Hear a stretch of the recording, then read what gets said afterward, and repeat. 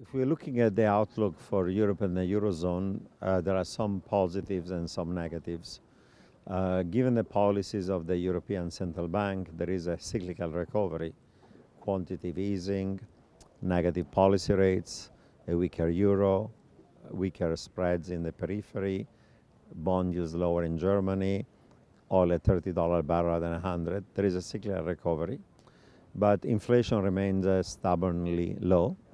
The policy mix in the Eurozone is not optimal. There is too much reliance on unconventional monetary policies, not enough fiscal stimulus where it's feasible and available, like Germany and some parts of the periphery.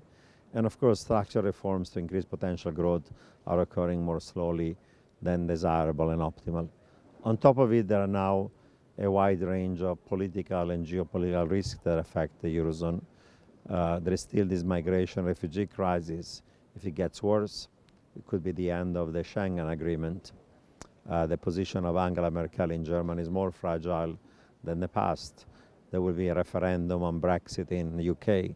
If Brexit were to occur, this could be the beginning of disintegration of the European Union.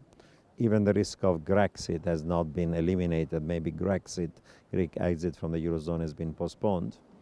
And you have also now populist parties of the right and the left are becoming more noisy, if not in power, more noisy in the periphery of Eurozone, from Spain to Italy to Portugal to Greece, in places like even the core of the Eurozone, with populist parties becoming of the right more noisy in France, in Germany, in Netherlands, in Sweden, in Finland, and now even in Central Europe.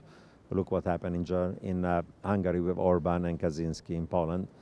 And Europe finally also lives in a bad neighborhood.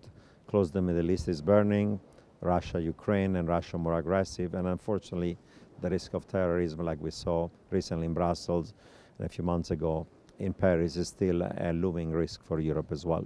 So it's a time that is still complicated and difficult for Europe.